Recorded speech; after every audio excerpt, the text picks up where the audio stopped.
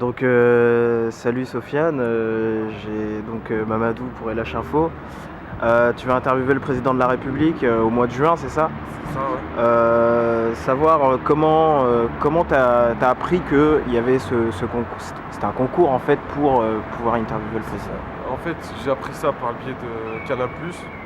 Je regardais l'émission Grand Journal et il parlait de ce projet en fait de faire un concours pour interviewer le président. Donc le concept, c'est d'interviewer le président, que ça soit une interview pour les jeunes et par les jeunes. Et donc le concours, ça se passe comment? Donc il fallait s'inscrire en fait sur le site interviewer le président, faire un petit, une petite description de qui on est, pourquoi on veut faire le projet et de donner des exemples de questions. Et ensuite, comment dire? Ensuite, voilà, on était sélectionné ou pas, donc parmi des milliers de prétendants. Donc moi, j'étais sélectionné sur la session 3, donc 15 personnes. Et donc sur ces 15, il y a eu une session de vote en fait. Et donc les deux premiers, ils passaient pour interviewer le président. Et il s'est fait comment le vote? C'était par le biais des réseaux sociaux, Facebook, Twitter. Donc il fallait lancer une campagne de communication. Voilà, c'est ça.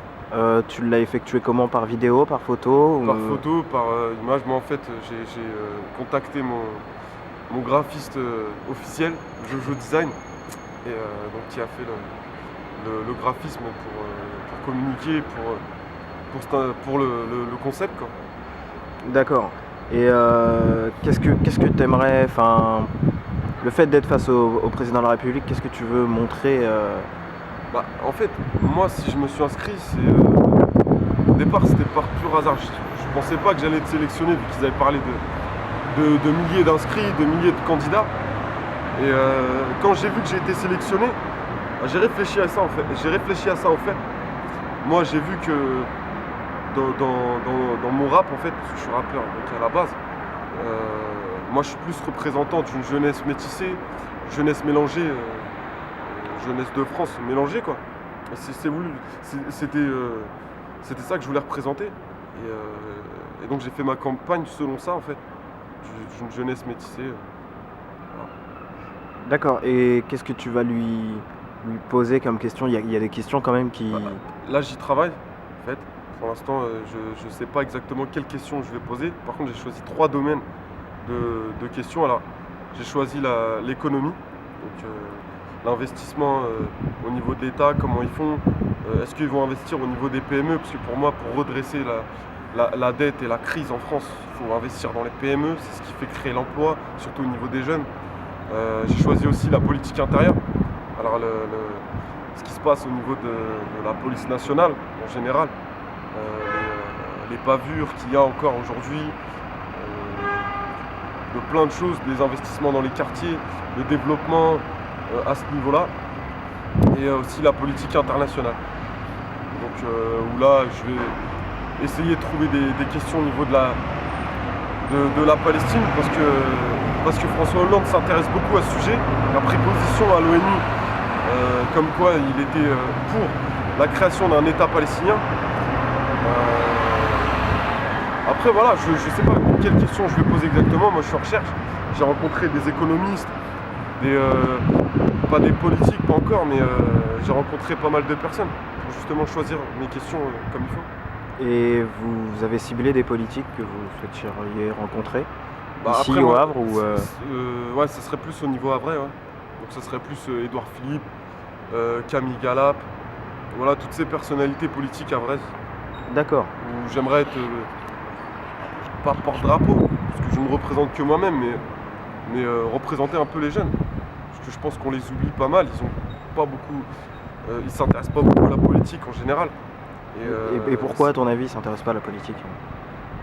Pourquoi? C'est une longue histoire, mais y a pas les sujets auxquels les jeunes s'intéressent en majorité, c'est l'emploi, ça c'est clair, l'emploi. Et quand il y a une décision qui se fait au niveau de l'emploi, par exemple au Havre, on n'écoute pas les jeunes. On les écoute pas du tout. On écoute les PDG, on écoute les politiques, tout ça, mais les jeunes, on les écoute pas, on sait pas. Les jeunes havrais, on sait pas vers quoi ils veulent se diriger économiquement. Et ça, ce serait par exemple quelque chose à dire à Édouard Philippe qui consacre la majorité de son temps à créer de l'emploi au Havre. Et voilà, un exemple. Et donc, toi, tu as commencé par le rap. Et tu continues, hein, c'est Ouais, pas. toujours. Voilà. Ouais. Et donc, les prochains. Qu'est-ce qui est prévu prochainement comme sortie? Alors là, pour l'instant, je sais pas vraiment. En fait, moi, au niveau de mon rap, je travaille. J'écris des textes, je fais des sons, je maquette beaucoup. Ce que les gens savent pas, c'est que quand un son il sort, il y en a 10 derrière que j'ai pas sorti. Donc je travaille, j'écris. Et puis on verra à la suite qu'est-ce qui se passera. Pour l'instant, il n'y a rien de sûr. Mais avec l'équipe, là, on travaille. Et puis on verra, quoi. Pas stressé pour interviewer le chef de l'État? Non, au contraire. J'ai bien hâte à ce que ça arrive. Bah, comme tout jeune qui a des choses à dire, de toute façon. C'est une expérience unique en soi. Et c'est pas l'histoire de passer à la télé ou quoi que ce soit, mais si je peux lancer un message au nom de la jeunesse au président de la République, moi étant jeune français, évidemment. J'ai vraiment hâte à ce que le jour J arrive. Très bien, je te remercie. Merci à toi.